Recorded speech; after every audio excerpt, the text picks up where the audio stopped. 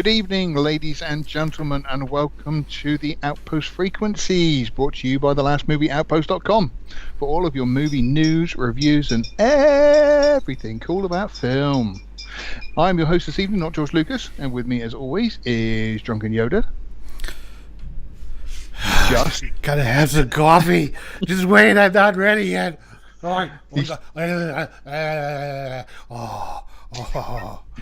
He's just about with us, and also is Sean, as always. Where the white women at?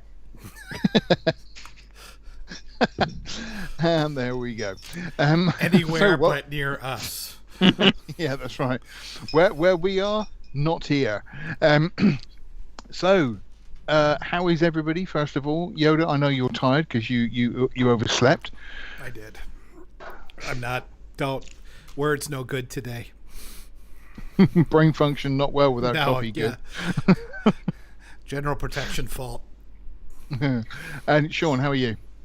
I'm all right. Jolly good. I The I went out. energy, it's just flowing. Well, I've been the same. I've been at work today, and I didn't want to. The only thing that's happened to me this week is I actually went out and bought some nice shirts to wear for the stream to actually make it look like I'm into movies. I thought you looked fancier today. No, that's just because I washed my hair. Oh, okay. Wow, that time of the month, huh? I'm glad you said month instead of year like I normally do. So, should we mention? Generous.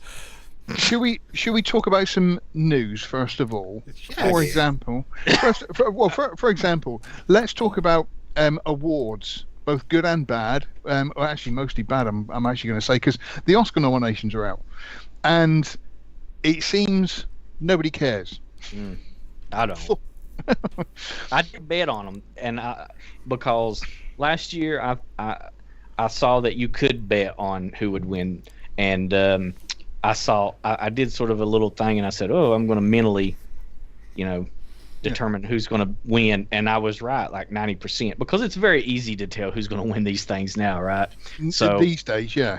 So I bet a little money on it, and we'll see. And I think it's pretty clear again this year. It's we know who's going to win these, right? Because you can look at the funny thing is I looked at like the best director, and Jane Campion has been nominated, but also the guy who I can't even pronounce his name, but the guy who directed Drive My Car, who is Japanese, I think he is. So it might be a close call this year because there's a woman and an Asian person. No. See, it's not, because if you follow the news, you know that Asians now are white adjacent. So Yes, that's true. Male, Japanese, Asian, white adjacent, same as a white man versus woman. Look, Okay. Sean, just whatever it is, it won't be on merit. Of course not. No. Okay. No. So let's just get that out of the way. Yeah, This that's is I think they're going to have like the you know how they have the goodie table? I forget what they call it. The gift table, and there'll be the colored gift table and the whites only gift table, and the Japanese will have to go to the whites only gift table because that's what they're considered now. This is the psychosis that Hollywood is in now. That skin color is now the most important part of you. It's sick. It's just sick. It completely defines who you are, and it doesn't attribute anything towards talent and skill. No, I mean, they made a big thing out of it, a couple of years ago, where they said, we're going to make sure to be more inclusive, or whatever. I don't know. Whatever, the code words that they used back then. Yeah. So I'm rooting for Dune. I know it won't make it, but if they had wised up at all, it should win a lot, because it was just such an impressive movie, from effects to story to taking something as dense and as opaque as Dune and making it really accessible, but not dumbing it down. I feel like that movie does not get nearly enough credit. Do you think the visuals of it were more of an achievement than Blade Runner 2049 or whatever the Blade Runner. Yeah, sequel. I now, do. I'm not saying story or whether you like them or not, but just based on the visuals, do you think it was more of a the visuals in Blade Runner 2049 are vibrant and beautiful, and there's a lot of different kinds, and they all look great. But Dune, I think there was like those dragonfly copters and some other things that they did. There was never a moment where I was looking at that screen thinking green screen. Yeah. Not once. Funny enough, I watched Blade Runner 2049 this week, and that it is in the same category. There's no point do you think you are watching anything which is false or CG. It was the attention to detail was incredible. He's never made a bad movie as far as I'm concerned, and his effects, visuals is impeccable. Denis Villeneuve. Yeah, he really is one of my out of the mainstream directors. That he's certainly my favorite. Weirdly an underrated director. I feel like it's like he's not talked about like a Scorsese or a Coppola or Spielberg or something like that, and yet, and maybe because most of his movies are really understated in their own way, and maybe there's stories that aren't like, and maybe it's like because they're a sequel and then a remake more or less, but not so much like an original. Is that maybe what it is? He's like, I don't know. I mean, Sicario was certainly was original. Yes, Arrival was certainly original. I don't know. I just feel like Prisoners was the same, wasn't it? Prisoners was only based on a book, wasn't it? It was quite original. Yeah. Well, I was just spitballing. I don't feel that way or anything. I'm just I know you're trying to figure out why he's not. I think it's because he doesn't make movies for popcorn stuffers. That's true. No. Yeah. True. This is this is a movie by an adult for an adult. Big brain IQ movies for people like us. Yes, of course. Huh? Oh yeah. Let's talk about Book of Boba Fett now. That stupid helmet guy. I think though that I also get the impression with Villeneuve that I can imagine people are sort of saying to him, the producers are going, "Oh, we need to have token whatever kind of people in there," but he is just kind of, well, no, it doesn't fit the story, so I'm not going to do it. Whereas it seems with a lot of other directors, it is kind of, no, you need to include this in this movie, and the director just goes, oh, okay, fine, and he just doesn't. If he falls for that, he's so good, I don't even notice it. Yeah. So like Zendaya's in Dune. I don't know anything about the books. Maybe she's a blonde-headed, whatever in the book. I don't know, but his movies are so good. That's if you're going to do it, that's the way to do it, isn't it? Yeah. You do it and like you don't even notice it. It's not made into a thing. She's not invincible and like, whatever. You know how the normal trope is with it. The Mary Sue.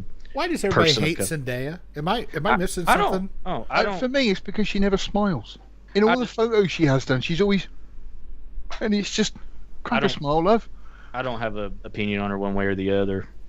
I mean, I think she's pretty. She's she's likable in the Spider-Mans. I don't know. I mean, the one name thing is always kind of a that's pretentious. But other than that, I mean, I'm like, I've got 3 names, not George Lucas. That's like as anti-pretentious as you can get. My dad called me all kinds of names.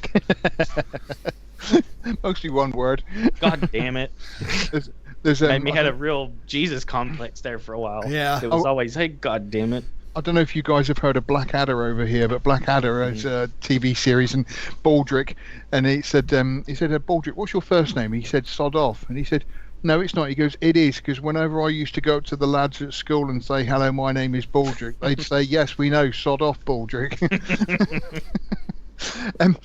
One thing to mention, you say about which movie's going to win Best Picture, because obviously June is in there, but it seems to me like every year they add like another number to them. Back in the day, I'm sure there was only sort of 5 pictures that were sort of nominated for Best Picture, but this year we've got Paradog, West Side Story, Belfast, June, Licorice Pizza, King Richard, Coda, Don't Look Up, Drive My Car, and Nightmare Alley. So they expanded it out because there were so many movies and there were people, which is funny because then the pandemic came and now there's not nearly enough movies. Really? Sonic got nominated this year? Really? Okay. You know, I mean, it shows you what kind of year you've had. Yeah, it's so, but they haven't changed that, so terrible. I still haven't got to see Licorice Pizza. I would like to say, you know, I'd root for that, but I haven't seen it to know whether. I'm sure it's fine, you know, great. He's another, you know, I don't think he's really made a bad movie, and everything about it looks like something I'd really enjoy, but I still haven't seen it yet. The only criticism I ever heard of Paul Thomas Anderson was, I think it was There Will Be Blood, and it's kind of, if There Will Be Blood, if you took Daniel Day-Lewis out of that movie, how good would it be? Well, I don't know. You could say that about any Daniel Day-Lewis movie, though, man. You know. But then he goes and works with someone like Adam Sandler, because Yoda, you just recently did a whole review of he can. Glove, didn't you? So that shows you he can pull something out of even somebody you would maybe not expect it. Well, I mean that's it. I think that's part of it, though. Said right? There, I think you just kind of disprove the idea. I mean, if you get a hell of a performance out of Adam Sandler, and granted, he worked with what he had. You know, there's you know, I don't want to go back to, since the Super Bowl is gone this year, and we'll shamelessly use whatever search terms that may get us moved up in the algorithm. Super Bowl, and good coaches will like, if you get a certain type of quarterback, you're going to build the team around his talents. You're not going to try to force him to do things. If he can't throw, 60 yards, you're not going to try to design plays around that, you know? So I think that Paul Thomas Anderson is really good at working with what he has. Now, Daniel Day-Lewis, he's got a pretty broad set of tools there to work with. Adam Sandler, he got a pretty narrow set of tools to work with. But either way, the guy knows how to make sure that he gets the best performance out of whoever he's working with. So I'd say to those naysayers that he drinks their milkshake. Yeah. I would say that I would say part of his genius is that he also knows how to cast the right person too. Not just, so like if he was maybe his first movie, he clearly knows how to get the best out of them, and he's like, he doesn't have a choice in who's cast the star or whatever. But since then, I think he's the kind of guy that you could see like, oh, he knows who he wants. He knows what he can get out of them. He does. He's too sure-footed to doubt himself on that kind of thing. It is kind of weird, because when you think, I always think back of like Stanley Kubrick, who had Peter Sellers. And he obviously, Peter Sellers is known as a great comedian, and his comic timing was perfect, and he was brilliant. But obviously, Kubrick saw something in him which made him a great actor. And the same with also, it's really random, but there's a British guy that you guys again probably never heard of, but called Leonard Rossiter, who was known as a British comedian. But again, he was in 2001 and a couple of other Kubrick movies. That sounds familiar. Leonard Rossiter. What did he play in 2001?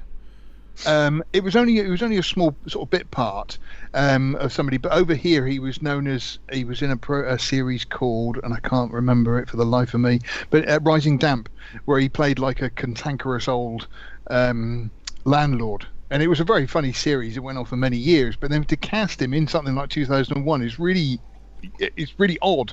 But obviously Kubrick saw something about him which recognised that he was a good actor. Well, that would be an interesting topic one day, is the idea of typecasting. I think that there's been actors that have been able to break out of whatever typecasting they have, and some haven't. And I look at like how John Travolta was able to remake his career thanks to Tarantino, thank you, and some others, or Bruce Willis. He was a comedy guy from Moonlighting until he did Die Hard, and then he was able to do a lot of different things. So I always feel like the typecasting is weirdly a form of bigotry. I suppose, yeah, it is. It's like Peter Dinklage always plays that short fella. I know. It's so not fair. Why can't he play like Lincoln or somebody, famously really tall? The Michael Jordan story, starring Peter Dinklage. I'll give it time. So moving from almost sort of with CG, awards. they could do anything. Yeah, that's true. I mean, they made what's his face, Captain America, look like a little skinny, scrawny dude in the first Avenger. So funny enough, in Endgame, obviously Peter Dinklage played a dwarf who was huge, a giant dwarf, which is still trying to wrap my head around. I know it's like military intelligence or government help. So from awards that nobody gives a monkeys about, we go to awards which still nobody gives a monkey about. But we had the news this week about Bruce Willis is getting his own category in the Razzies. I hope he wins. Fingers crossed. I'm going to put some money on that one. Yeah. That one too. I put everything on Bruce Willis, guys. I hope I don't lose the farm. I have seen a couple of these movies, and they why terrible. I gave them a chance. I reviewed. I can't think which one. Apex, I think it's the one that I reviewed on the site, and it was terrible. And I kept coming back to the thing of thinking, this was John McClane. This man was John McClane, and now does not give a fuck anymore. He just is like, yes, I'm here to arrest you. They're shooting at us. Yeah, it really is that dull. It really sad. is. Did you guys see? It's really weird how the timing worked out, because I've been seeing these little, like I think it was on maybe Gutfeld and some other shows, just little things being talked about, and it all started with Red Letter Media going over all of the year's worth of Bruce Willis movies, and they looked at them. I mean, they were like, "This was akin to when they did the Adam Sandler is a grifter." It really is that. It really is that, because he basically said, like, they basically looked at it and said, "Okay, clearly these movies are low budget trash." Yeah, and he's not even there when they're shooting. They get him for like a day, and probably like it's like a $1.1 million movie, and $1 million of it goes to Bruce Willis, and they said that, they feel sorry for all the people who have to, like it's their chance to work on a movie that's got a big star, right? Yeah, and so they go and they try to. It's like, okay, I get to work with Bruce Willis. They probably never see him, or maybe they see him those few hours that he gets his ass out of bed and works on it with them. And then they get paid peanuts, or maybe intern type money, to work on this. And Bruce walks away with $1 million. And you go like, they were like, I'd feel bad doing that to all the other people that tried to work on this movie. Of course, you don't have any other money to make it even look plausibly like he's there. And why does he even do it? Because does he have like financial tax trouble or something? Because there's no, like, why keep doing? He obviously doesn't want to even be there. He don't need the money unless there's something we don't know. The Wesley Snipes situation. I don't think he's paying. I think Rumor and Scout are 18, so I don't think he needs to pay child support anymore. And to me, Moore's got her own money, so I don't know. Yeah, so it's like, why keep doing it? It's the same as over here, that I know he had financial troubles, but Kevin Bacon does adverts for a mobile phone company over here in the UK. And it was, at first, I was so sort of disappointed. I sort of think, Kevin Bacon's doing this. Why is he doing this? And somebody explained to me that he got caught up in one of these tax fraud things or whatever and lost all his money. And now he's having to do adverts for mobile phones. And it's really sort of, what a come down. I mean, I know Nicolas Cage, that's the case with him, but man, he's still, as over the top as he is, he still, gives it a hell of a try, even in trash movies. He's still entertaining to watch in those movies. Wasn't it Willy's Wonderland where he didn't even say anything? Oh, it's great though. It's a great movie. Yeah, I know. I really liked it. It was so bizarre. It was fantastic. The same with Prisoners of Ghostland. You don't like it because as a movie, you like it as a spectacle. I'm assuming. Yeah. From what It's not a movie. My taste in movies can run the gamut of trash. I love so-called trash, and then I'll love some art house piece too. I'm not a picky man, I guess. Apparently not. So lazy, can't be bothered to pick up the remote control and turn over. What's that? Oh, that's caviar. What's this? No, listen. I don't care. I told you my number one rule is if it don't bore me. Yeah. It can be, that's really it. If it holds my attention, whatever about it, it could be. And I don't watch movies. I'm not a believer in the guilty pleasure or the so bad it's good. It's a case of like, well, if I enjoy it, I like it for whatever reason. Is it entertainment? Yeah. Does it bore me? And there's stuff is like, oh, it's so bad it's good. Now I don't like that kind of stuff. I'm sure some of the stuff I do like, people would claim that. Like, I love unapologetically Maximum Overdrive. I think it's entertaining as hell. Is that the one with Emilio Estevez? Yeah. So to me, it's like, did I enjoy it? Do I rewatch it? Then it's not so bad it's good. I like it. It can still be so bad it's good. Well, it's just you enjoy it. I mean, there's shit I like and great stuff I'm not that big a fan of, and that's all. It's all good. It's whatever it entertains you. On that one. I'm with Yoda on that one. Like I say, some movies are so bad they're just enjoyable. They're so well. But I've never watched one and been like, man, this movie's so terrible. But because they're failing so spectacularly, it's hilarious, and I like it for that reason. I've never. Well, why don't you try one of these Bruce Willis movies and let me know if that theory still holds? I'm gonna rewatch Space Camp later.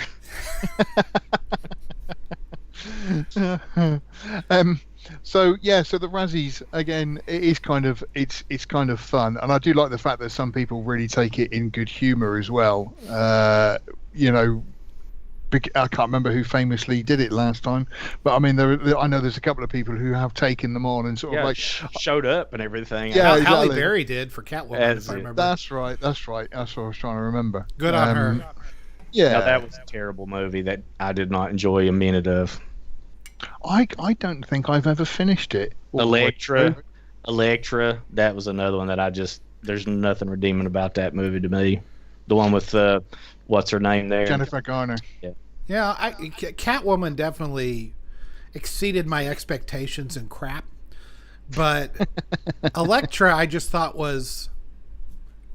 it just was dull and badly photographed, but it wasn't as bad as I hoped it would be. I was just bored. So yeah. I mean, if you depending on how, I mean, what's your method of measurement? Because you can almost say Catwoman is better than Electra, because you're not completely bored by Catwoman.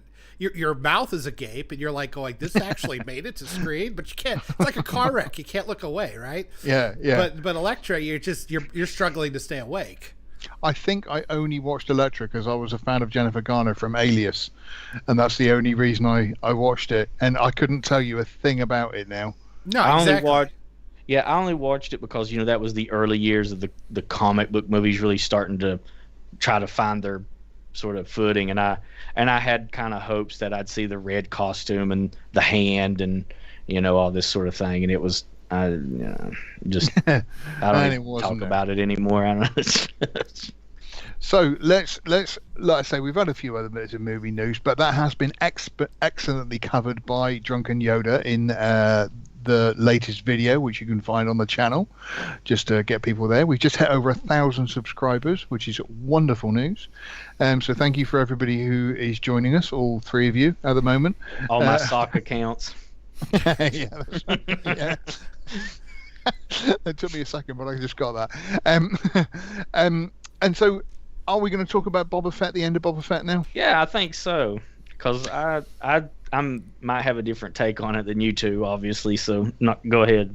I was mixed in the last episode. I thought some of it was quite well done, but then some of it was very badly done. I don't think Robert Rodriguez should be let anywhere near Star Wars ever again.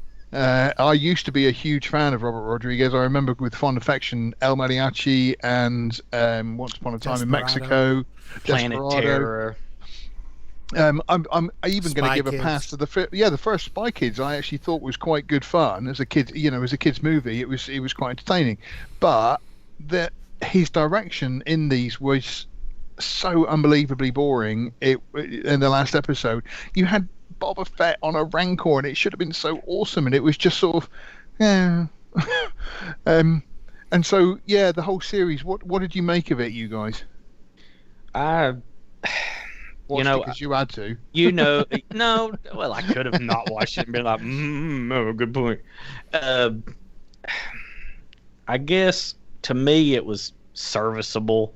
I have no emotional attachment to it, so to me, I I can afford to be a little bit more forgiving, I guess, because to me, I'm like, well, it was okay. The end, I think, was a letdown. You expected something big, but it wasn't too bad. There was some like stupidity in it, like, oh, let's all hide behind this car, and that was so dumb. I thought the whole war was quite a take on the word when you literally had like a dozen extras. I didn't. Yeah, I mean, it wasn't too bad. It's a show, so I expected a scaled down. You know what I mean? I didn't expect like. Are you going to expect that in Lord of the Rings? I didn't expect like one of the battle scenes from Braveheart in it, But I didn't despise it, but I can very much understand everybody that is a big fan of the stuff being like, oh, that was, I get it, but I wasn't like, I didn't turn it off and go like, oh my god, what a waste of an hour. It was mildly entertaining. Yoda, what was your thoughts on it? I did think it was a waste of an hour. I did see a great. I saw a great. Sorry, just to interrupt. There was a great line on Twitter saying, "I'm really looking forward to next Wednesday when I don't have to watch Boba Fett anymore." Yeah, that's a good one. Who said that? You should. It was just random. You should. Oh yeah, no, it's me. Yeah, I said it. Yeah, exactly.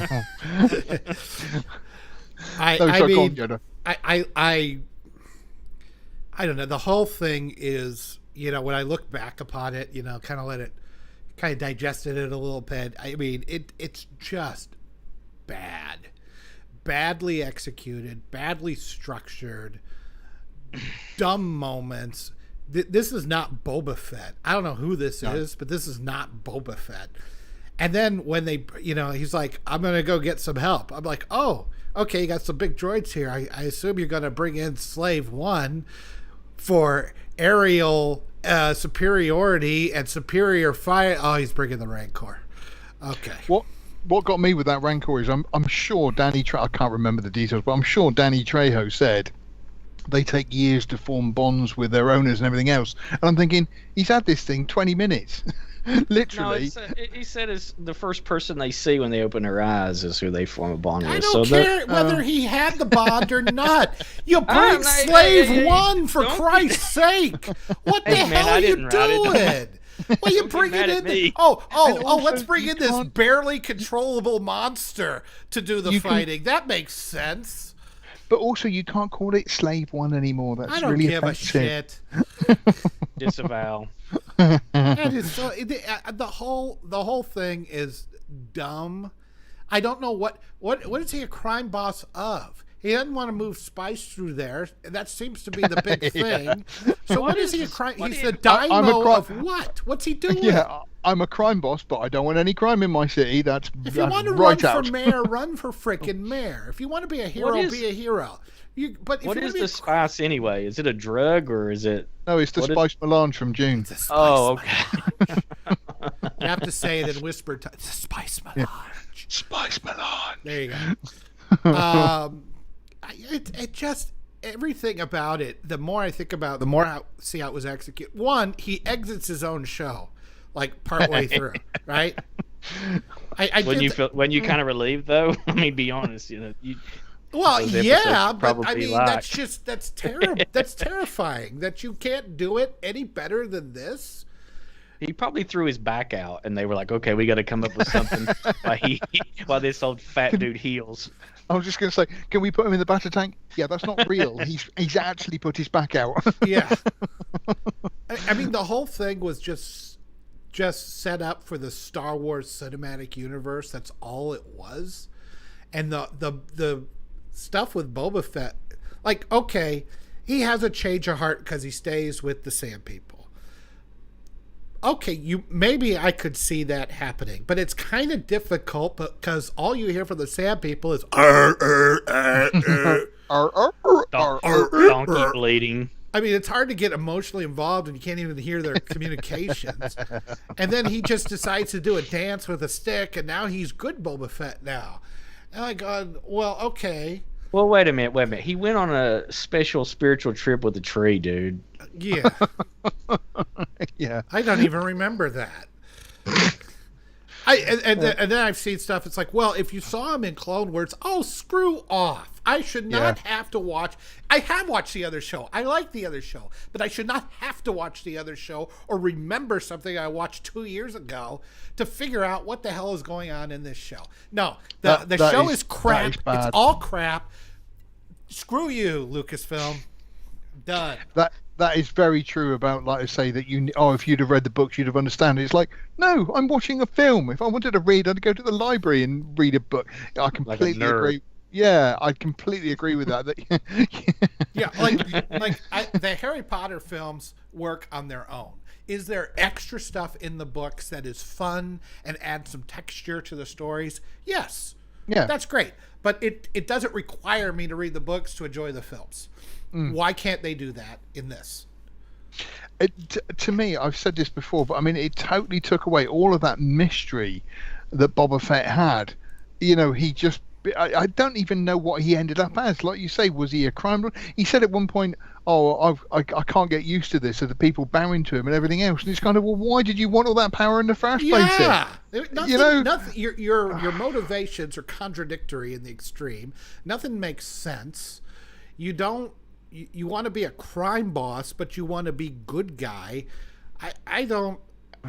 This is the guy who sold out the rebellion to the Empire without a second thought. And then the fight between him and Cad Bane. I'm like going, he got him down, and I refuse to believe this 6-year-old guy could have moved that fast.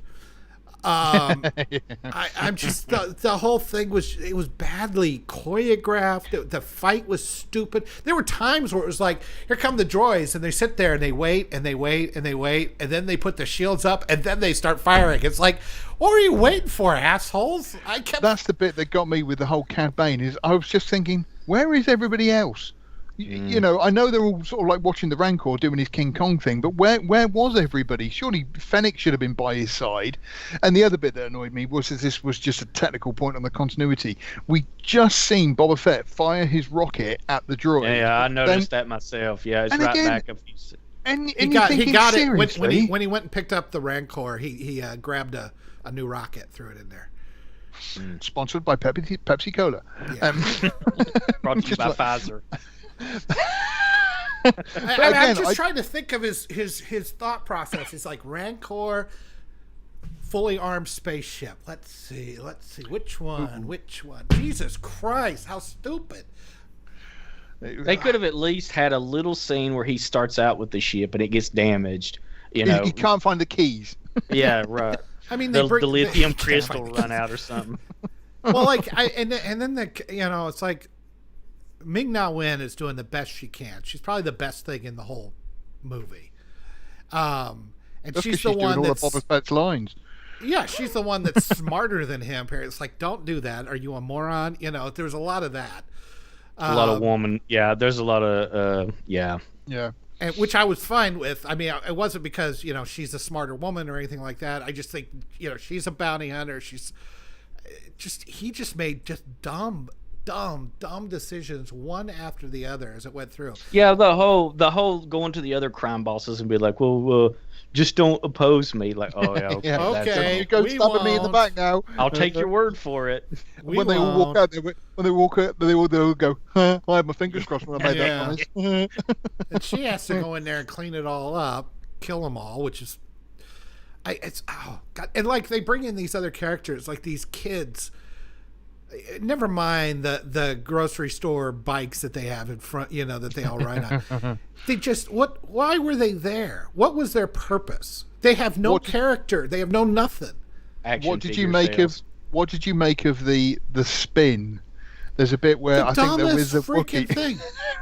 It was so stupid that in the middle of a battle, it's like, I've still got time for doing a little spin round as opposed to just pulling your gun out and shooting somebody. No reason to do that spin at all. And then the Wookiee, it's like, I'm injured. I'm fine. I'm injured. I'm fine. I'm injured. No, I'm fine now. Which one is it, goddammit? Yeah, he Sean, can't. Yes. I was going to say, you're obviously very good with guns and ammo and everything else. When you go to a shooting range, is there a spin class at all that you do before? Yeah, I mean, you have to do that. That's what activates them. I've just come down here to shoot. Nope, you've got to do 2 years of ballet before you can pick up a gun. The first rule of gun handling is to always look cool with it. So well, you learn that. When seconds count and it takes, half a second to squat and a second and a half to spin and squat, obviously do the spin and squat. No chance that a blaster bolt moving at the speed of light will hit you. I'm just going to say on this, on a serious point, that most of the people that there's me trying to make a serious point. This is probably going to get us in trouble, but most of the people that were killed during World War II in the trenches were shot while spinning. Jones, sir. Jones, what's happened to Jones, sir? Well, he was trying to do a backflip, sir, before he fired his gun, and he got shot by the Germans. They tried to cross no man's land, but the machine guns got them while they were still in the middle of their pirouette. Yeah. Apparently, the heavy pack. Shoes, the Germans just took him down. Apparently, the guy with the radio, the 70-pound radio on his back, it threw him off. So to me, it was a shame. I have said this time and time again, but I mean, funny enough, because we've been tidying up, I found the book called The Enemy of the Empire, which is where Vader and Boba Fett fight in one of the comic books, and it's done really well, and it tells this story. And again, they had I forget who it was, but they had a younger actor playing the clone of Boba Fett. Not Daniel Logan, the sort of teenage lad. They could have got him in to then play like a younger Boba Fett, and actually had. When did they clone Boba Fett? In Attack of the Clones. Isn't that his dad that was cloned though? The dude with the other name. Oh, well, sorry, no, yes, I apologize. Sorry, Django or something. Actually, Jango Fett was the original, and Boba was an unmodified clone that he took as his son. So I'm sorry. Check your facts, sir. I'm gonna have to revoke your Star Wars license. Nerd! No. Sorry, this is the Luke no. I can't believe I had to be the one to correct you on that. That is just pitiful. But basically, obviously, Daniel Logan grows up to look like this other actor, like say, I forget his name, but he could have come in and. No, the one in between. Who's the one in between? I didn't know there was one in between. I'm gonna have to look it up because I forget his name. But the clones were all played by hang on a minute, I'm gonna have to look this up. They were either played by Tamora Morrison or Daniel Logan. That's the. No, there was another one. No, there's not. There's another one. I think you're high. Nerd fight. It was. Here's where he finds out he was wrong. No, I'm not. I'm right on this one. Because you had Tamora Morrison playing Jango Fett, and then Daniel Logan played Boba Fett, who was only like sort of 12 or 13, I suppose. And then you had somebody playing the clones. The reason I know this is funny enough because I actually knew somebody who went to audition to play the part, and he met George Lucas. So by the time of the original trilogy movies, are all the stormtroopers still clones of? No, they're conscriptions. No. Yeah. Okay. Which I actually kind of like, because the reason they do it, the reason they say we're not going to do clones anymore, we're just going to conscript people because it's cheaper. Yeah. It's totally what a tyrannical. The U.S. government. Yeah, well, I mean that's what happens when you get tyrants in. They bring in stupid people to make decisions. I mean that's just what, and we're seeing it now. So I mean I find that actually quite believable. Like the dumbass from Harvard who said, we need to, in this order, we need to drain the gas from the trucks, slash the tires, arrest the drivers, and then remove the trucks. Well, let's discuss that. I'm still looking this up. I'm right on it. Now his confidence. My Star Wars card. My Star Wars card is on the line here. So Now Tamura was quite a bit younger back then. It's 20 years ago. Got bad news for you. The prequel trilogy is 20 years ago, bud. That actually, I was going to make the point, funny enough, somebody pointed out that Meng-Na Wah and Tamir Morrison are the same age. We're very close. They're like within... Asian women don't age. They either do or they don't, or they do and just sort of go short, fat, well, and they don't until they hit like 80, and then it hits all at once. Well, she sure hasn't. Yeah. Jeez. You carry on talking amongst yourselves. Maybe it's like the Dorian Gray thing. Like all her aging went into him, and so he's receiving all of her aging. That's why he looks like hell in the Book of Boba Fett. All the weight she would have gained, he's getting. Yeah, he's getting it. I can't believe he didn't try to lose some weight before they filmed that too, because he. They could have put him. I saw a picture of him in, like they show him getting the armor on in the Book of Boba Fett, and then you see him in Mandalorian, and there's clearly been some weight loss there. He's still a barrel chested, he's big, and there's probably only so much he could do, but he has clearly lost some weight for the Book of Boba Fett that he had not in Mandalorian. So I'll give him that one. Yeah. Credit where he's old, due. and it's not easy to lose weight when you're old, as we know. Unfortunately, yeah. I'm a good 10 years younger than him, and I'm lost 8 pounds somewhere. I don't know. You can't tell. I'd always think I'd love to have played Captain America just so that somebody paid me to get fit. Yeah, like you had somebody like cracking the whip on you. Yeah, Yeah. That just sounds like a lot of trouble. It's got to be a tough bit. Hey, here, it's between 2 and 2:15. Eat the chicken. All right, put it down. Spit it out. I cannot find this guy's name. I will look it up. I'm telling you, I think you're high. There was the two guys in the prequel that played there's somebody who played the clones, the older version of the clones. When they're looking across all the clones, Tamora Morrison played the older version of the clones, and they have this thing called CGI where they can make people look young and old even back then. It wasn't. It was a different actor. I'm trying to find the shot. Okay. Just listen. Just go along with it. Tell you, yeah. We got a show to do here, guys. Just pretend he's right. Keep doing this show, George. You gotta stay off the drugs. I'm gonna find it. Right. Anyway, so yes. So we fixed quality content we're putting out right now. No, because I'm trying to prove a point. I'm definitely. This is what those 1.1 and failing miserably. This is where those 1,000 subscribers come to every week. To watch you fail to Google something. I am so on the ball. Let's talk about anything else. Right. No. So right. I just to set this clear and put it on the record that last week there was the new trailer out for Uncharted, the video game to movie conversion with Tom Holland and what's his name, Mark Wahlberg. I wanted to talk about video games to movie conversions, but no, we did sport, which should have been done this week because the Super Bowl is on. No, and we planned to do it last week because it was in between the Super Bowl, because nobody's going to watch us this week. Everybody's watching the goddamn Super Bowl, so we'll do it this week.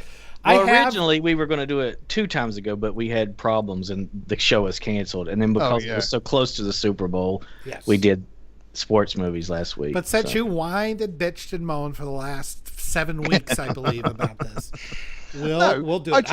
I have the list. It's topical, I thought, is what it was. That's what. Yeah, very topical. Yes. Yeah. What it is, like I say, Uncharted is coming out now. I must admit, the trailer for Uncharted actually looks in some respects half decent, but in other respects, I didn't realize it was a video game movie.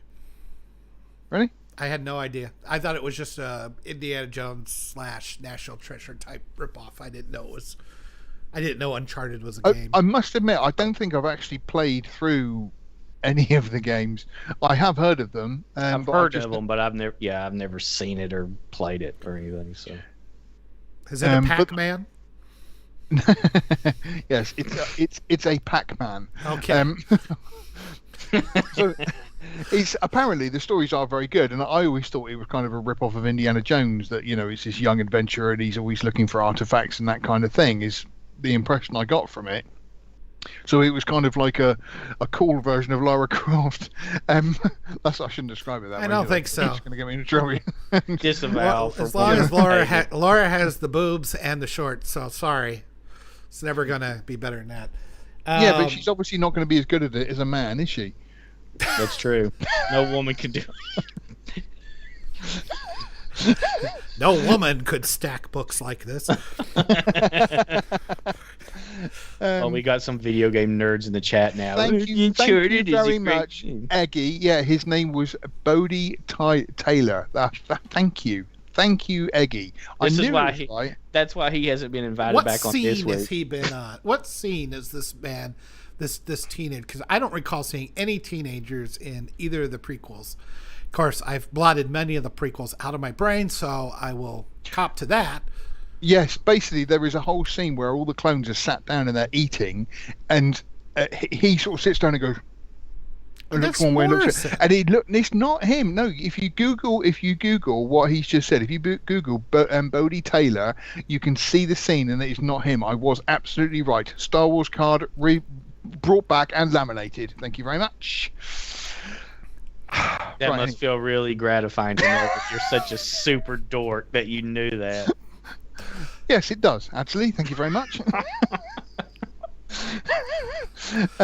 Right. If only he could win arguments like that with his wife. I would know the secret of women. I could make a fortune. Right, okay. The sadness now descending upon this chat is just palpable. I have George, I'm sorry to interrupt you here. I have, in chronological order from the impeccably accurate source, Wikipedia, all the video game movies that have been released. So I thought we would go. I am quite surprised. I guess I shouldn't be, because video games really didn't start until 80, 81. I mean, really becoming a big thing. And with kind of a story and that behind them and everything, wasn't it? Tron count, because Tron was sort of a movie before it was a video game, right? Well, Tron spawned the video game. It wasn't based on a video game. The video game was based on a movie. No, yeah, that's what I'm saying. Tron was the movie before it was a video game. Right. So that doesn't count. We're talking about the video game came first, and then they decided to try to make a movie on it. Okay. So the very first one of these was in 1993, an absolute classic, Super Mario Brothers. With John Leguizamo and I was just going to say, are we talking about the video game or the movie? I don't want to talk about that at all. I'm just going to leave if you insist on talking about that. It's terrible. It's so bad. I think the problem with it is the fact that the premise of the game worked, because it was kind of it was a computer game and it was all set in fantasy. When you're trying to make it into like a real life movie, there was just no way it was going to work in any way, shape, or form. I do agree with you, Sean. Absolutely agree with you, but I kind of like it. I don't understand why. I don't know. I think it's because it's just so. It's so. I kind of like it from like watching it like we were talking about. Like, it's just so bizarre. Like the things they came up with. Like there's mushroom shit all over the place, because that was and the de-evolution, and they get these little tiny heads of dinosaur guys, and of course you got Dennis Hopper just going berserk. You know what was a better take on Super Mario? It was the Super Mario Brothers / Zelda cartoon that came on. I mean, it's terrible. But I kind of watch. I don't know. I guess not like it as much as I just find it fascinating. I'm just trying to figure out what concoction of chemicals in these people's brains came up with this.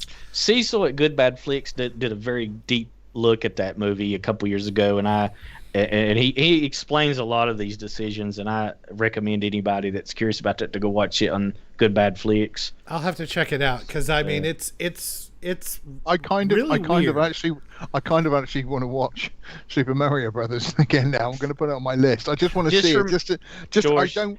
George, just remember that that's time you'll never get back for your life. I just want to remind you of that. That's gone forever.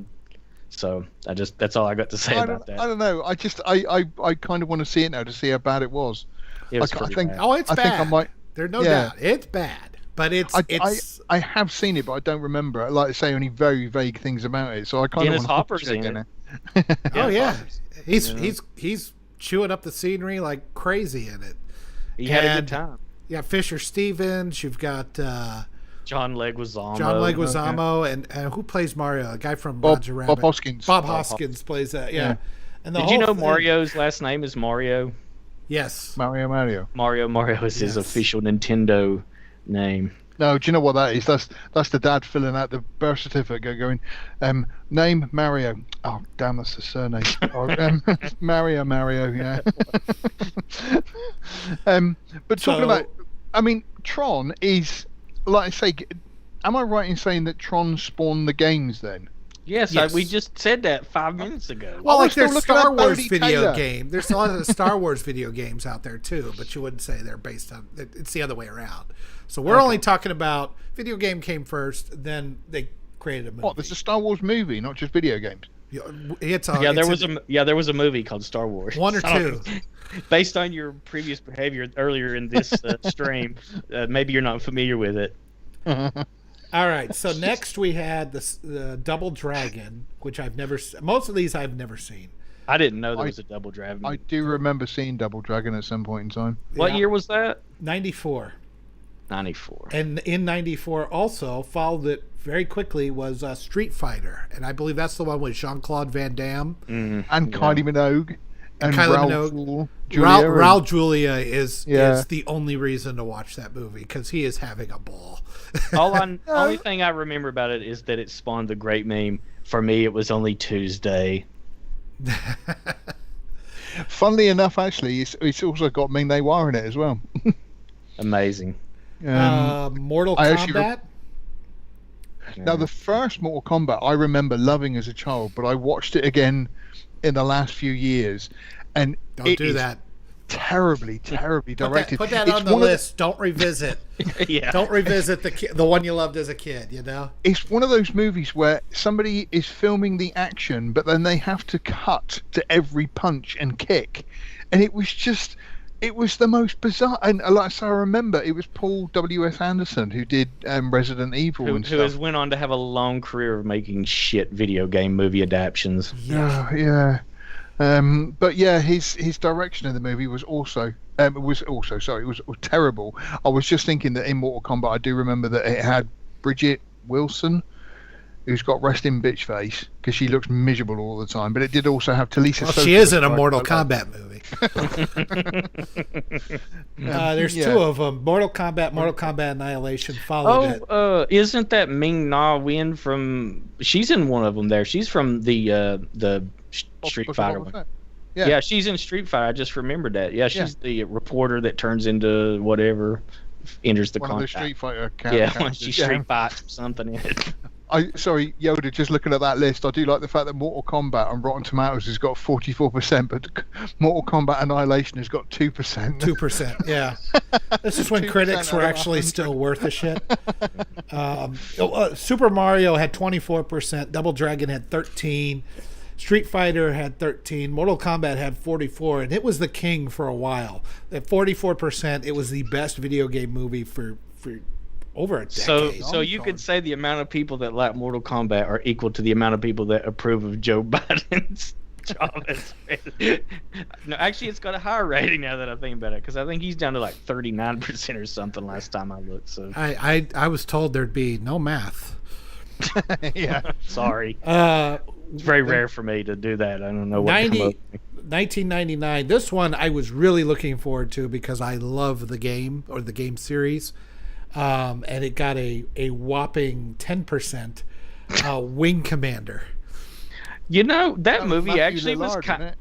It was when I watched it originally. I did not know it was a video game adaptation, and I remember at the time being like, "Yeah, it's I'm not going to rewatch it, but I didn't feel my time was completely wasted on it. It's with Freddie Prinze Jr. and Matthew Lillard. Matthew Lillard and a few others. I Some really woman that don't matter.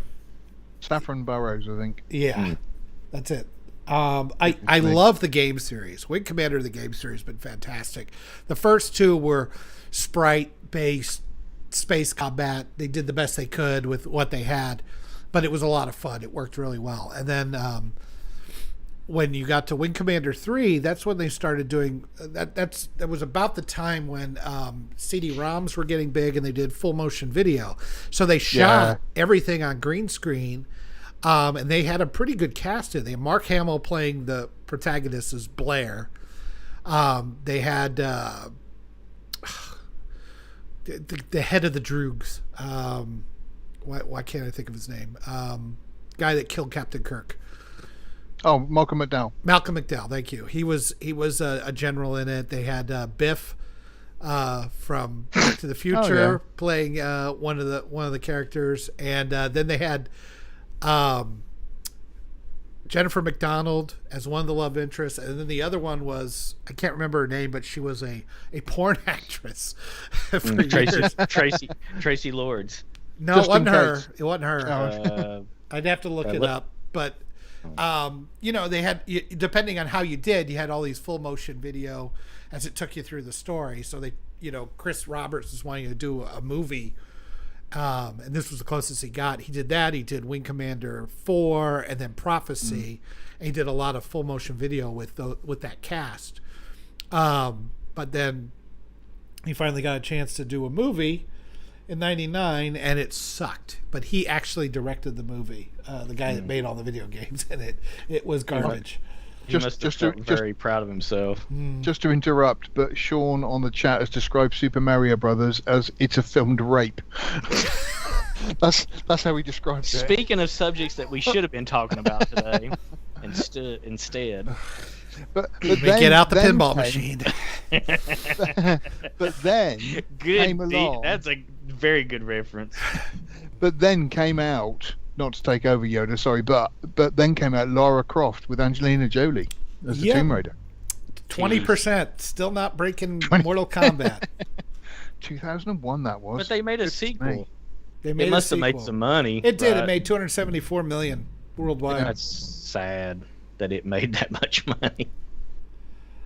Resident Evil was the first Resident Evil got 36. Yeah, and it got thrown upon us, raped us, and we have now got to deal with that series being in existence.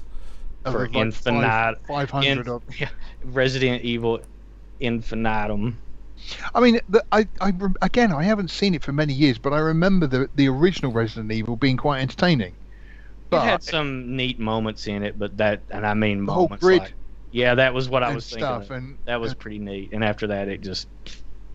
I also remember the young girl in it not being very good. The one who was playing, I want to say Mother, or like the computer, whatever it was.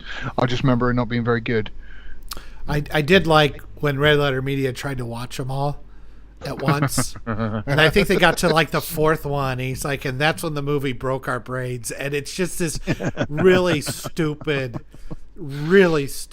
action scene in it, and they are laughing so hard. I thought they were going to piss themselves. They may have. I really don't know.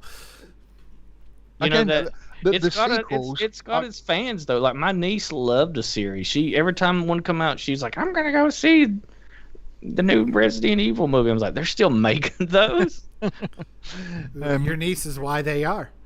Yeah, it is. The people. Yeah. I mean, because she's a late she's one of the Italian millennials, and she grew up with. If you like any of these movies, God be with you. But it's God have mercy on your soul. Yeah. I mean, you love them, that's fine. You get entertainment out of them, that's fine. We all have our shit movies that we get entertainment out of. But I think the overall quality. I mean, I'm not seeing one in here that gets a fresh rating on Rotten Tomatoes. I mean, the only one that I would give some, I mean, forget the Rotten Tomatoes thing, but one that we're sort of going through that list of that I thought was actually quite decent was Silent Hill. I didn't like it. I thought it stunk. Yeah. Never Really? seen it. Oh no! See, I thought it was. I've seen it a couple of times, and apart from Sean Bean trying to do an American accent, which I don't understand why they get people like Sean Bean to try and do accents. Yeah, he's supposed to die, isn't he? That's all he needs to do. Show up, die. What's the problem? Be British and die. Yeah, exactly. But I've seen Silent Hill a couple of times, and I rate it. I think it's quite decent. I think it's a lot of practical effects which are very good, and the story is quite decent. And like I say, I rate it myself. I mean, I'm just looking through these. So we got another Lara Croft, got House of the Dead, another Resident Evil, Alone in the Dark. That one was an Uwe Boll joint. Yes. Oh. Another masterpiece snubbed by the Academy. To be fair, Uwe Boll is he is, to me, the person who has single-handedly completely ruined all video game conversions, because he did things like Far Cry and Postal, and a couple of others, and his stuff is atrociously bad. How anybody is ever given him work as a director is beyond me.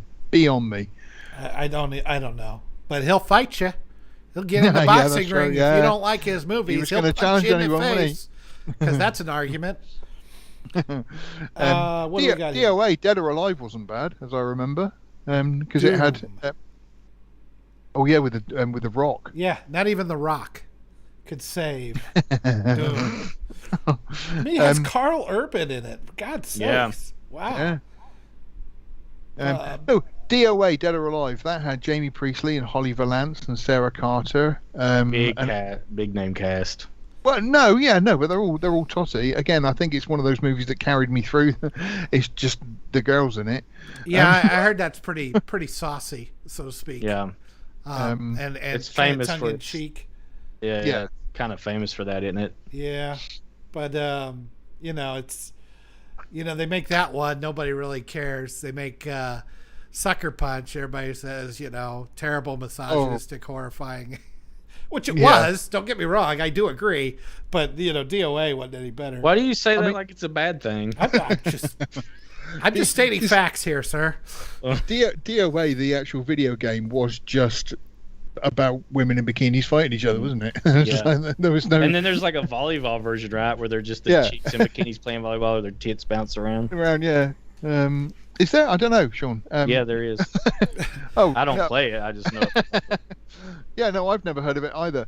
Is that right after that is when Gamergate started? There was a Tekken movie. Goodness me, I don't remember that one. That got 0%. Street Fighter: The Legend of Chun-Li. That's when they tried again, and they hired the girl from Smallville that played Lana Lang in it, Kristen Crook. Yeah. And she's in Reacher, the new series Reacher. Oh, excellent series, by the way, that you should. Yes. Oh, sorry, go on.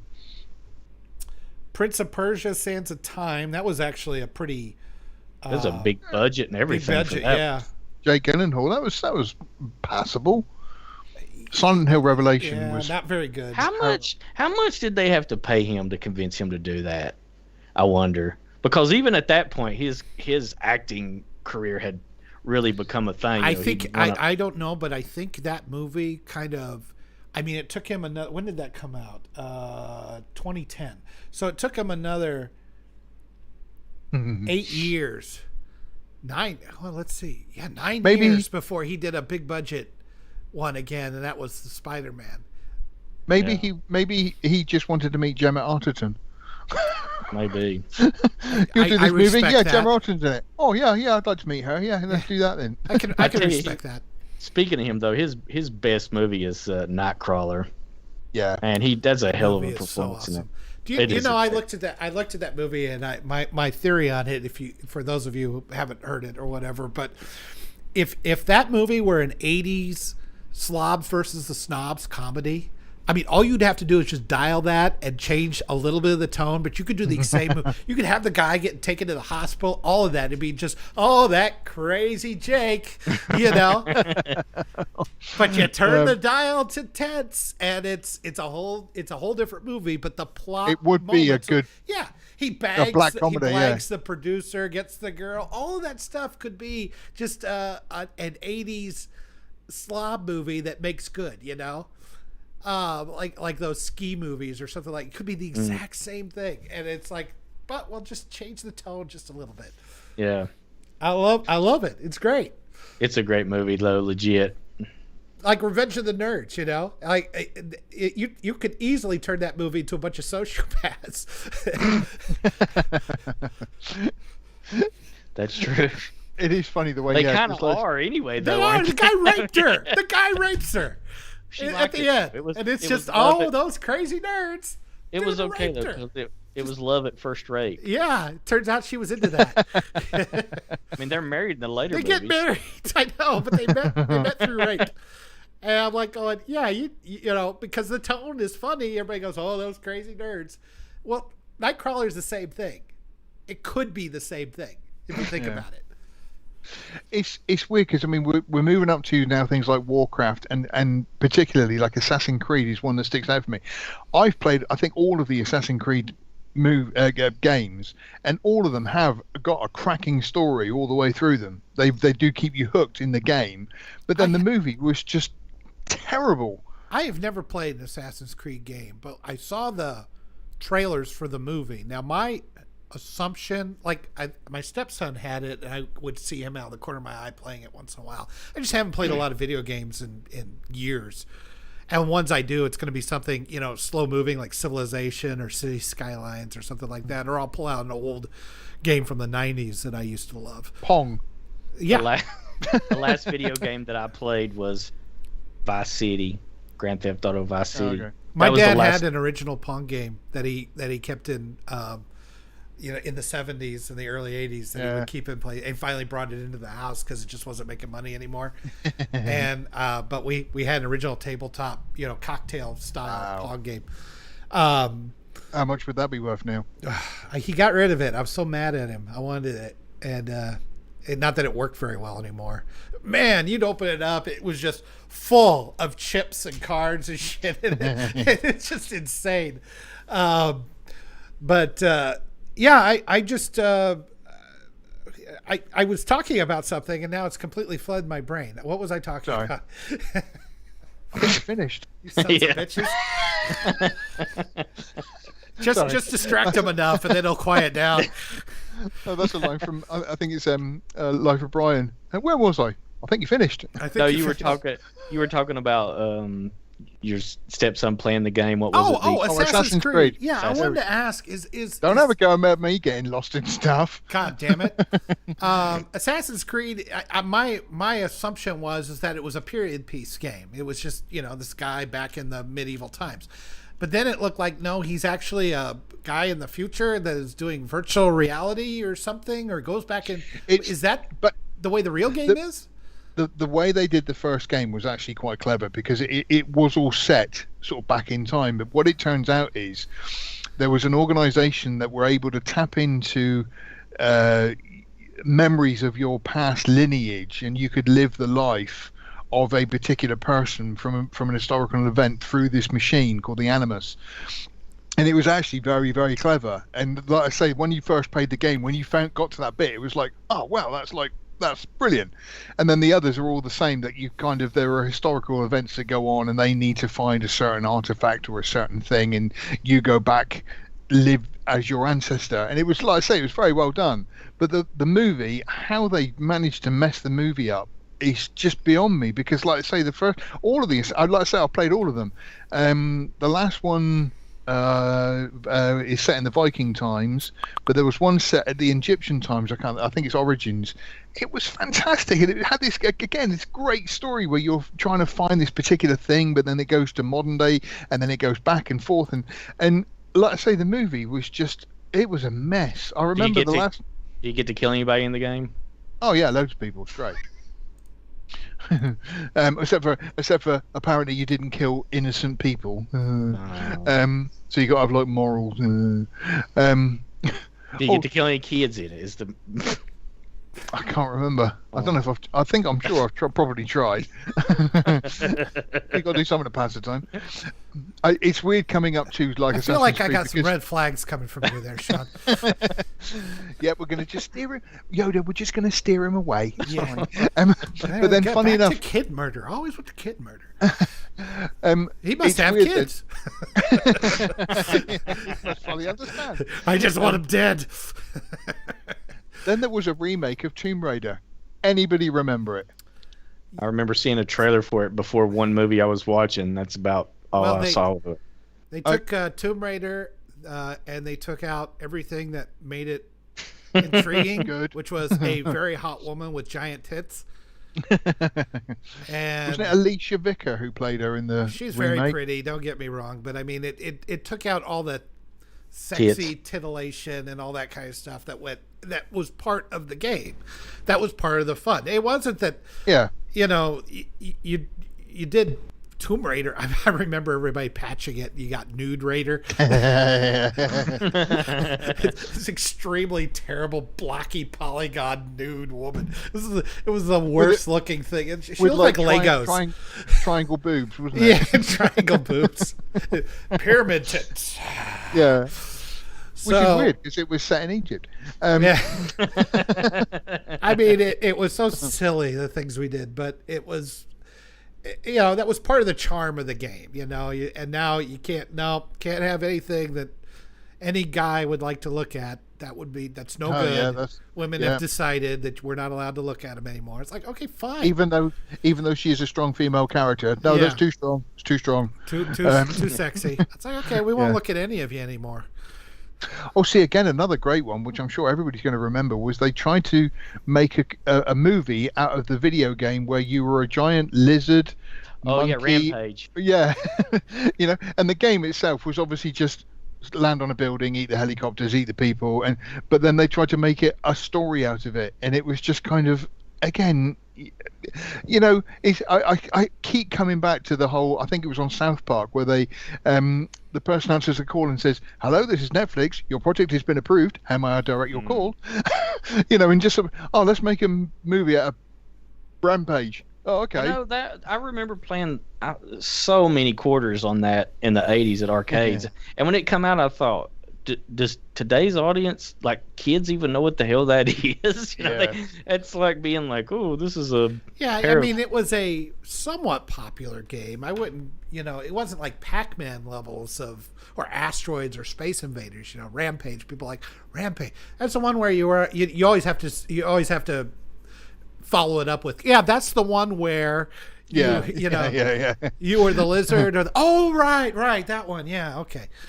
Yeah. Oh, what about that one from not too long ago?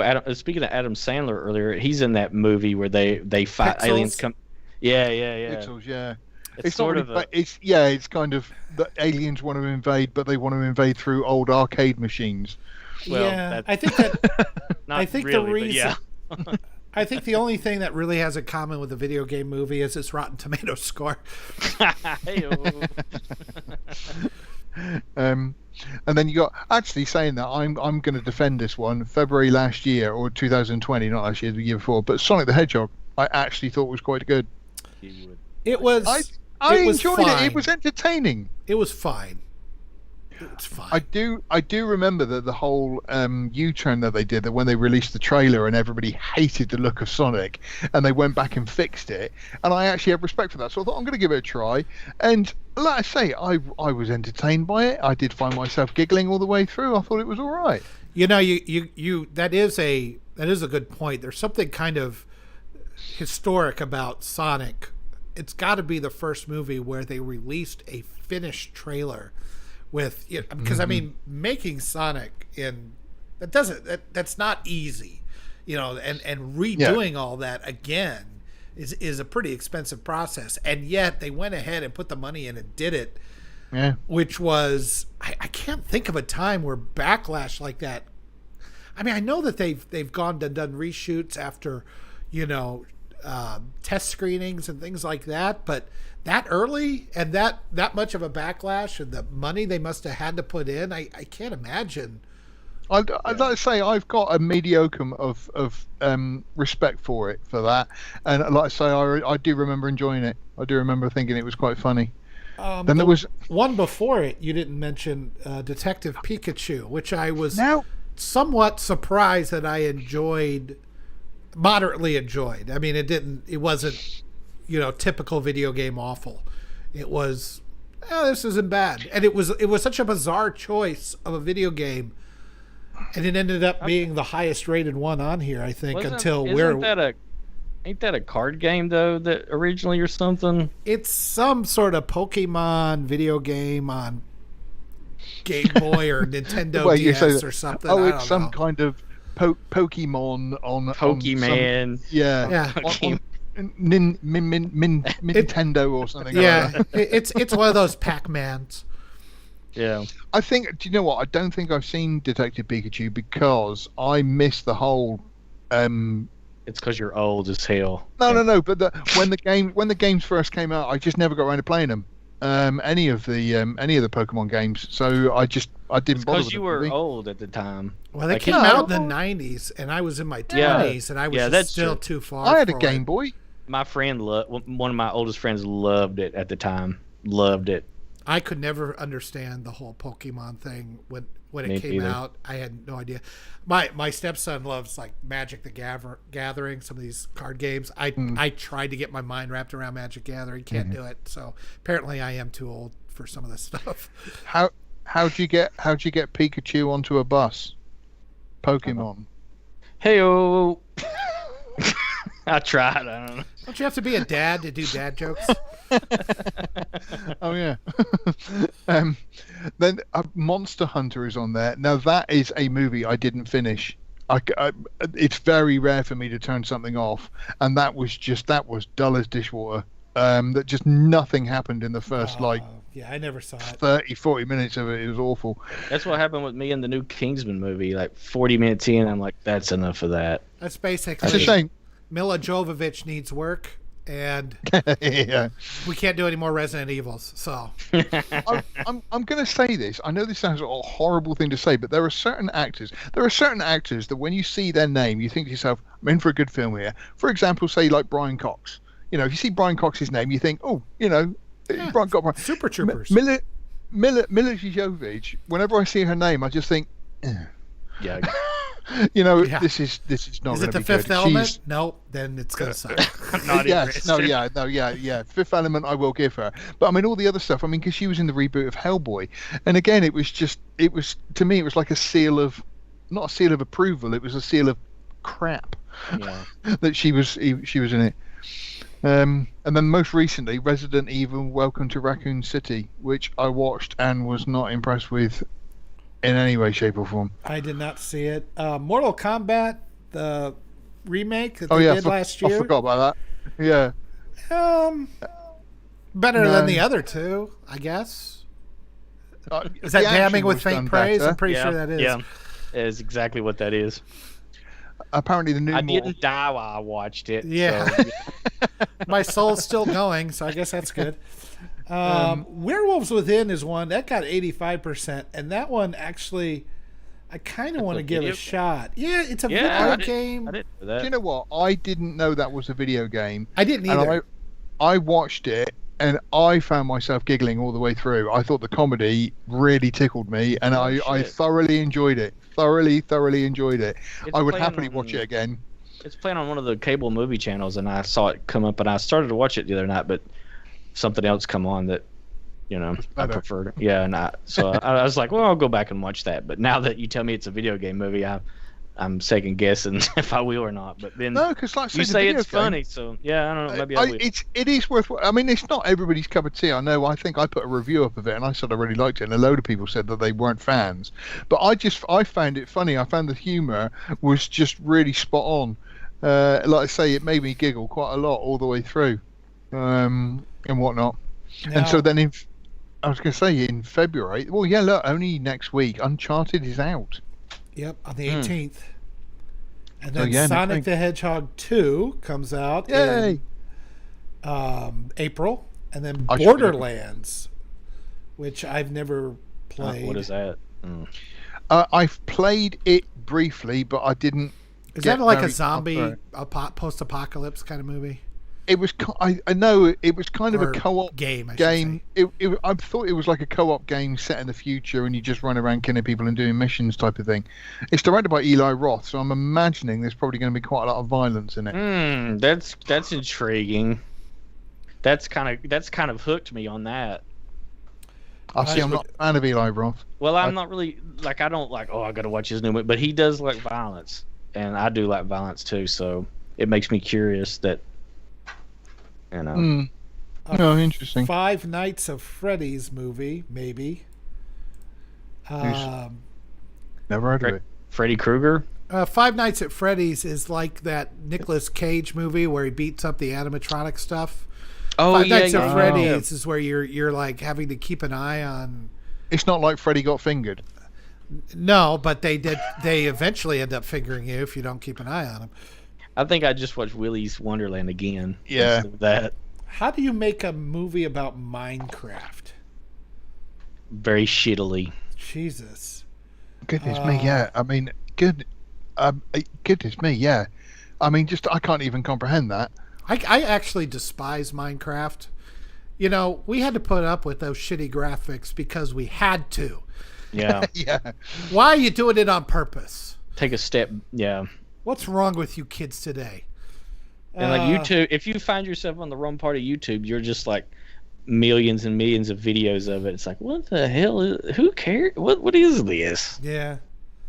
Animated movies. Did anybody see Final Fantasy: The Spirits Within? No. Actually, yes, I did, and I do remember that being quite good. I remember I was kind of shocked, at least at the time, of how photorealistic the CGI was, because this was in 2001, so you're talking only a few years after the first Toy Story, right? Yeah. And CGI movies are not what they are now, and I was just breathtaking at how good it looked. As far as the story and the movie itself, it was kind of dull, but it looked. I must admit, I don't remember the story. Yeah, in any way, shape, it was or very form. dull. How do you remember that you liked it then? I just remember when I watched it, I remember thinking, oh, that was quite good. It was so good, I can't even remember anything. It was like 2001. I've slept since then. Goodness me. Okay. You know, I watched it since. I didn't realize it was that old. God, yeah, no, 20 years ago. Goodness me. And then they did a Ratchet and Clank movie, which I didn't even remember. Nope. And then the two Angry Birds movies, which the second one actually got a better rating than the first one. I know. Just like The Godfather. There you go. It's the third one that's going to be the bad one. Yeah. The first one's got a 43%, so I wouldn't call it exactly good. I did see the first one. I never saw the second one, and I've not bothered with either. It's nothing. It's nothing. Who made you watch those? I don't remember. I was probably miserably drunk at the time. Laying on the couch, nothing but underwear, bottle of whiskey. Yeah. Like, let's see what's on this shit. The remote batteries ran out, and I said, but he's "Fuck actually it." passed out. Yeah. Yeah. He just vaguely remembers like parts of it from when he was drifting in and out of alcohol poisoning. You know, you're crying into a pillow every night of your life, and this is what you end up watching. So. Know where you're coming from there, brother. I know you do too. I told you, this is the highlight of my whole week is us doing this. It's nice. Sean, it's nice that they let you out till this late on a Sunday because you've got to go back to the home, haven't you, in a couple of hours? Oh, no, I'm in the home. They just make a little room for me. I promise that I won't rub shit on the walls if they let me do this. NGL doesn't know about Star Wars. The cake is a lie. The cake is a lie. Apparently, funny enough, looking through that, they aren't going to be doing a Portal movie. No, the first Portal was pretty good. The second Portal, which has got J.K. Simmons and Stephen Merchant in it, is brilliant. Stephen Merchant sort of plays this rogue robot who's an idiot, basically, and it's. If you play through the movie, the puzzles are actually quite good, and I quite enjoyed playing through it. But his commentary, it's hilarious. Through the movie? No, the game Portal 2, because Portal is coming out as a film apparently at some point in time. That was one I played recently. I did enjoy Portal 2 quite a bit. Like I say, Steve Merchant in it is very funny. There's a bit in there where he says, "Oh no, I'm a super being. Listen to this." And he apparently says something in Spanish, and the translation in Spanish is, "You have installed this software incorrectly. Please reboot." Which is just genius. The whole thing. So yeah, Portal 2 in particular is a crackingly good game, and it's very, very head scratchy to get through. It's very, it really does puzzle you. But your works through some of the chats there. Oh yeah, right, okay. Oh, we've had people talking. My goodness. Mm-hmm. No. Lonely on shrine strips without clothing. Not those that go down a little further. Not until they start paying us anyway. So where Silent Hill was okay. Considering the video game movies at the time, it was good. He did U-Bowl did Blood Rain, and a few others. And like I say, basically, I do remember my favourite story about U-Bowl is the fact that he kept going to Activision, I think it is, who had World of Warcraft, and they literally laughed him out of the office when he was sort of like, "Oh, I'd like to make a movie of your thing," and it's like, "No, we've seen your movies. Get out." Which is smart. I don't know if that's true, but yeah, that's a shrewd business decision. It wasn't. Oh, Sean's coming back to thingy. It wasn't rape. She didn't say no. What were we talking? There's two rules. I think you're talking about the Revenge of the Nerds. Yeah. Oh, okay. Another tip is it's not rape if they're dead. Anyway, I don't think I've seen Revenge of the Nerds, so I think I'm going to have to put that on my watch list as well. Be sure to watch the second one too. It's actually over the top, even dumber, and I kind of like it better. Yeah, that one they went PG though, and I'm like, there is no rape in it. Yeah, no. We have Bush. Oh, actually, do you know what we haven't mentioned as based on a video game? Oh, well, actually saying that, I mean, it's probably based more on the book, but we didn't mention The Witcher, because The Witcher as a series is it's a series. Yeah. I get. It's. I've tried to watch it. I'm not. It's tough to get into. It jumps around narratively. It jumps around all over the place, and it's kind of a chore. Eggy Wegs, I remember the Tomb Raider remake. It wasn't that bad as far as game movies go. That's why he's not invited back this week. You know what you did. Better than the original movie. I never watched the sequel. Rampage was okay. It was just another. It looked at it as another monster movie. It was a reboot. Never talk about Adam Sandler. Okay, that can be next week's subject then. I tell you what. Here's please. No, I was going to say here's next week's. What's Adam Sandler's best movie? Happy Gilmore. Anyway, Punch Drunk Love, and then Happy Gilmore. Yeah, I suppose. Uncharted a bit. Looked like they rebooted games. Yeah, lol. They're actually talking to each other more than they're talking to us. I know. Like they don't care what we're talking about. Eli Roth is hit and miss. I find the same with him. I would agree with that. I find his movies are just sort of right. We need as much blood and violence as we can in them just to make them good, and it's kind of. What else do you want? Some narrative, some. Get out of here. Boobs. What's the problem? Oh, there we go. That's one we didn't mention. Was they did Battleship as well, didn't they? That's kind of not a video game. That's like an electronic. That's an electronic board game. There's the original. The original is not even electronic. That's right. Yeah, there was a Battleship. My parents couldn't afford the electronic one. Loser. You rich kids had everything. Actually, Sean's just made the point. Wedding Singer. Yeah, we can give Adam Sandler Wedding Singer. That is I like a Wedding Singer. I like it less than I did. Oh, Sean apparently says that the Final Fantasy movie is horrible. Again, Sean, I haven't seen it for like 20 years. I just remember liking it. If I watched it again now, I'd probably, be different. Yoda is wearing the same Superman shirt. Oh yeah, I'm wearing a Superman shirt. I'm a week off. Sorry. I'm not being funny, but I can smell it from here. Next week I'll have a Back to the Future shirt. And, see, I've gone like see, I've actually got a couple now. You guys never complimented me on my shirt, my Canon film shirt. Oh yeah, I'll have to get one of those. Well, your lighting is so shitty in that room. Sorry. I don't know what you're gonna do about that. I don't know. Let me try to. Yeah, I don't know. Buy a goddamn lamp, would you please? Well, I've got a lamp. This is a limited run, so you won't be able to get one like this from Rotten Cotton. Sorry about that. You snooze, you lose, boys.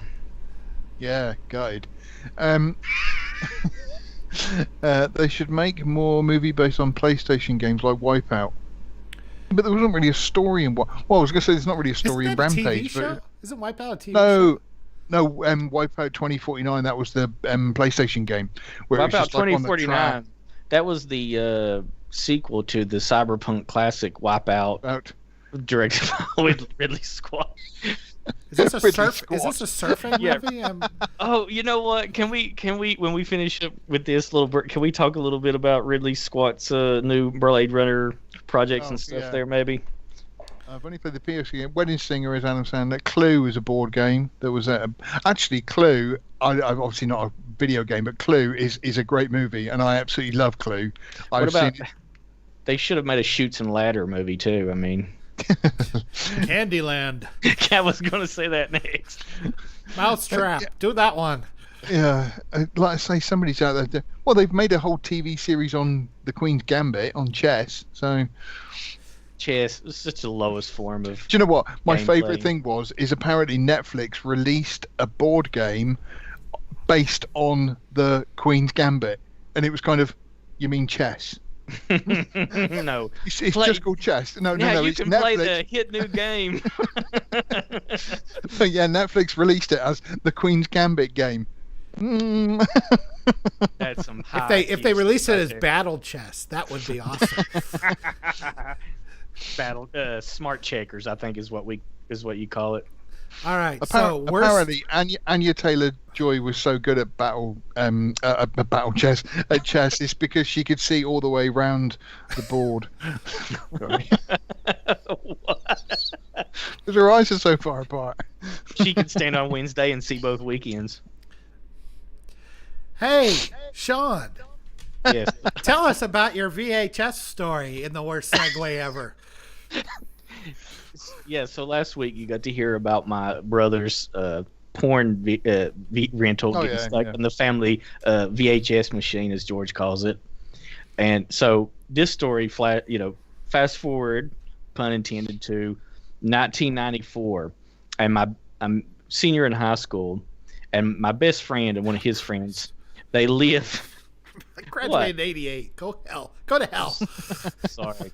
So anyway, there's one of these small mom and pop VHS rental stores. We all saw them, and of course it had the porn section in it. So this guy was going out of business and had been selling them all, selling off VHS as he was closing down. And of course, not being old enough to buy porn at the time, they're in there looking, and they notice peeking into the little beaded door that there's still mostly pornos in there. So the weekend comes, and him and his friend sneak down to it in the middle of the night. They break into it, and he has a gym bag, which is, imagine like a duffel bag if you don't know what that is. And they sneak in there. It's in the middle of the night. They can't turn any lights on. He goes into the porn room, and they just start opening them up, because those big clamshell cases, you guys remember how big those are. So they're just opening those up to make more room, and they're just throwing in. I think there was like 312 of them. So they fill it. They get back. I'm assuming the statute of limitations is run out by now. It wasn't me anyway. You're not putting anybody at risk here. One of them's dead. The other one lives in Alabama now. Okay. So that's one of them died in Alabama. One of them died in a Blockbuster video. Yeah. So he gets home in the light. They opened it up. and every single one of them was gay porn. Talk about your all-time backfires. Yeah, so he can't get rid of them immediately, right? Because he lives in an area, so he hides them up in the upper part of his closet until he can, throw them away. And so they're in there for a week or two, and he finally gets rid of them. Now, please tell me his parents found them. Oh well, we're going here. Okay. He just lived with his mom. He's a single mom. So a few years ago, I got in contact with again, and I brought that up, and we had a good laugh on it. And he tells me that just maybe a year before or something, he's like, "Yeah, I was talking to mom, and she brought up basically she had got in there and found him." And was like, "Well, Bubby, I guess he's a little confused right now." And although he was like, "No, Mom, I just," and she's like, "Okay, Chris, okay, but whatever." Because the explanation is not much better, is it? Yeah, right. Well, he's like explaining it to her, and she's like, "Okay, if you say so." But yeah, she did find him, and so for probably 30 years or something. Criminal or gay? Criminal or gay? Yeah, so for like 30 years or something, he did not know his mom had saw those in there and had thought, like my son's a little light in foot or something. That's a great story. Oh, this guy was a yeah. Speaking, we were joking about writing with shit on the wall. That reminded me of another story. I worked with this guy. His nickname was Pork Chop, but he worked over in West Virginia. He worked at of course he was. He worked at a state-run facility for taking care of like the mentally ill and like the kind that you can't even let out. And he told me that there was this one that would take a shit and get a whole roll of toilet paper and wrap the turd up in like this giant Easter egg and leave them because they would let them out in the day to go do stuff and he would hide them like giant Easter eggs. And they would come in and find like in his room all the toilet paper gone, and they know that there was like a shit Easter egg somewhere, and all the people that worked there would have to go try to find this thing. Like it had happened like once or twice a week. I like the fact that the whole premise of Easter is to find his Easter eggs, and obviously it's like once a week. It's like, oh god, we got to play it again. They all had. I just love the idea that the person that is working or in charge of mental defectives is named Pork Chop. That was his nickname. Oh, sure. I was going to say, yeah, they should never have let the inmates name the staff. Yeah. Let me tell you a story about that guy. So this guy was something else. He got welcome to this movies discussion. No, this is worth it. This guy got into a bar fight and slashed a guy, and there were charges and everything, and he got charged with it, and the trial was coming up, and he was so convinced he was going to get jail time, which he would have, that he got married to his girlfriend thinking that the judge would be more lenient on him, being that he was a newly married man. Day of the trial comes, the dude that he cut, he'd run out of the state because he had gotten some other kind of trouble. They dropped charges and the whole thing was dismissed. Dude was now freshly married to some chick he didn't even barely know. This is the judge going, well, I don't think I can impose a sentence any worse than you've already done to yourself. Yeah, that's right. I sentence you to marriage. You're already sentenced to life, so I don't know what else I could do, bud. Now, here's the bummer. 2002, his wife calls me on Valentine's Day. He apparently died in his sleep overnight, had a heart attack. Sorry about that. That took the edge off that story. What's the punchline? No, he's really dead. Oh, yeah, he really, okay. Yeah, he really did die. Wow, look at the viewers just drop off. Goodness me. What the hell's wrong with you, Sean? People usually like that story, except I don't add the part where he died. That's the part I'm asking. What the hell's wrong with you, man? I don't know. I can see Sean sort of saying, love story, brilliant comedy. Oh, I laughed so much at the end of that. It was hilarious. That was his wife the one he married to get out of jail? So he stayed with her. He did stay with her, yep. Until death do they parted.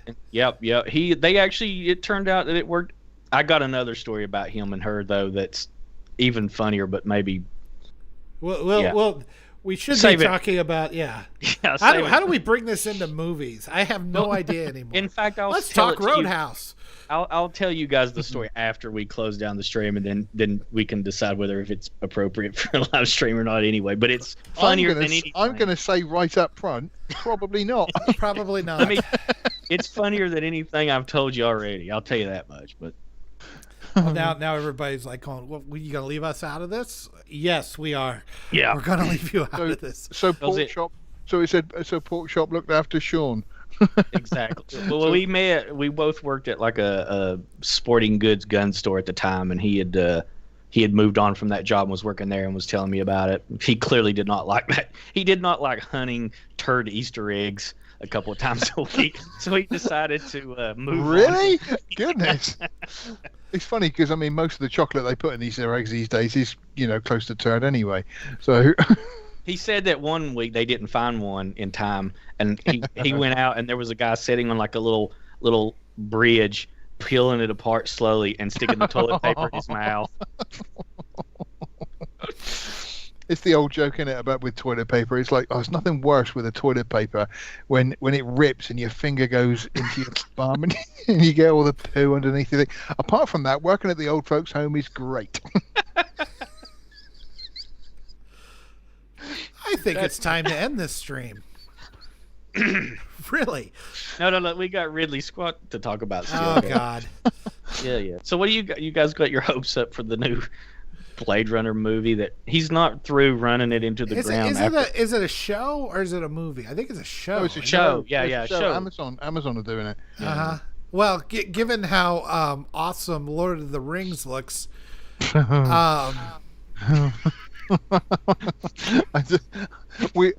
next week we got to talk about Lord of the Rings because I mean that's a whole other show there. The Rings of Black Power.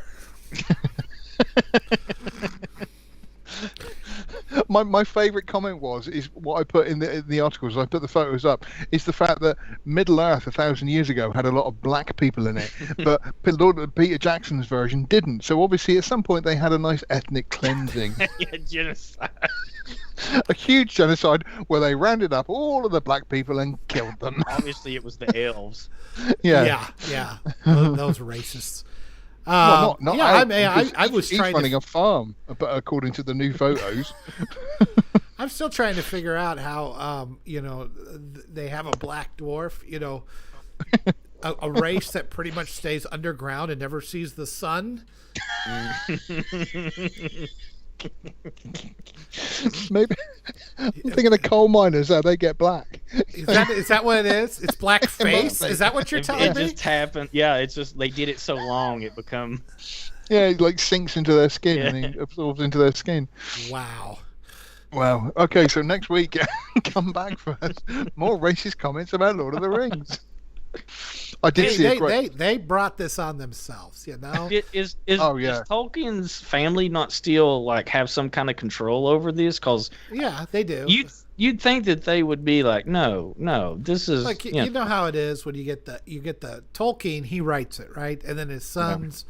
They know, they knew Tolkien, they knew what he wanted, and they kind of took care of it. And you get to the grandsons and the great grandkids, and they don't know shit. They're just living. You're like, how much money? Okay. Yeah, because apparently wasn't it something like 250 million or something? They some ridiculous amount. So, it was a ridiculous amount of money. I'm sorry, like I say, if my dad had made a prestige piece of work and everything else, and somebody offered me that much money, yep, stuff your dad. Sorry. Yeah. I want the money. Don't care about your legacy. Yeah. Yeah. Yep, you guys can do what you like with it. That's right. Yeah. We're gonna put a bunch of Maori in there. Is that a problem? No, not a problem at all. Whatever. Just keep emptying the dump truck of money. That's fine. They're all going to be Jamaicans. That's right. Yeah. But yeah, so yeah, we should talk about that next week.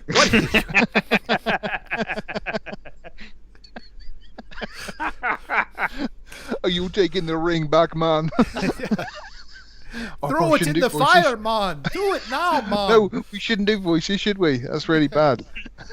The only acceptable accent is my imitation of you. So yeah, exactly. Yeah.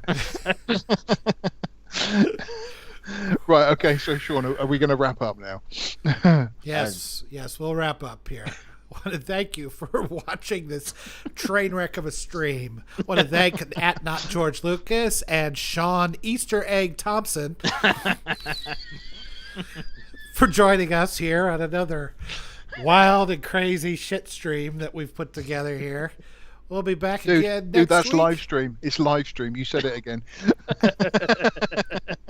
I know what I said. You can join us at lastmovieoutpost.com if you want to contact us. You can contact me at DrunkenYoda1 on Twitter or at NotGeorgeLucas1 on Twitter. And, of course, you can reach us at Last Movie Outpost.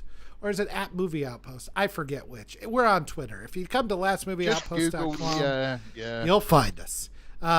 Please like, share, subscribe. We could use all the subscribers we can get. We just reached 1,000 subscribers. I think we're a little above that now, but we want to thank each and every one of you. We thank everybody for chatting with us here. That's been a lot of fun, and you keep us honest. So we will be back next week, and of course we have many more videos coming. I think George, after you get moved, you're going to get working on a lot more things, so we should have a lot more content coming. Yep, hopefully moving on Friday, and so as soon as I actually get an office set up, like I say, I'm going to be back on making videos. And again, people need to check out the YouTube channel, because the last video that you put up, Yoda, was excellent. Yeah, I'd like to know what you guys think of that. I'd like to do kind of a wrap up every week of our different the different news stories that come through. I think I think I got the idea from like Linus Tech Tips, like tech news and things like that, and just thought, oh, well, we do enough stories, might as well put them together in a thing. And then the jokes just started coming naturally because Hollywood is a joke. So there were jokes in it. Yeah. I'm sorry. I didn't say they weren't truthful ones. But yes. So anyway, thank you for watching. And guys, you got any final thoughts? I'm not going to watch the sports ball thing tonight. Oh, yeah. The American Hand Egg. The American Hand Egg. The Super Bowl is tonight. And if you don't watch it, you're a communist. Oh, so, I guess I'm a communist then. You're a communist. Comrade. Just letting you know, that's the way it is. I didn't make the rules. Okay, it's in the Constitution. It's a bunch of communists playing. Yes, I think you're the NFL is. Come to my house for bread and vodka. It'll be nice. The NFL is actually the only place where I endorse socialism. Just like it because it's a bunch of white owners telling a bunch of black men what to do. That's why you like it. Don't lie. Well, some of the owners are women. I'm progressive. Well, okay. Yes, a bunch of white billionaires telling a bunch of white black millionaires what to do. Yeah, very oppressive, the whole thing. Yeah, the whole thing is a nightmare. With their money and their women and their I don't know how they deal with it. Okay, I think we've gotten ourselves in enough trouble, so we will go ahead and clear this up. Will you be with us again next week, George? Will we be... I should be, yes. I've planned to switch the internet over, so that's the main. All I need basically in the new house before anything's set up is the TV and the internet, and then I'm happy. Are you taking the wife with you, or is she staying there? Undecided. Is she watching now?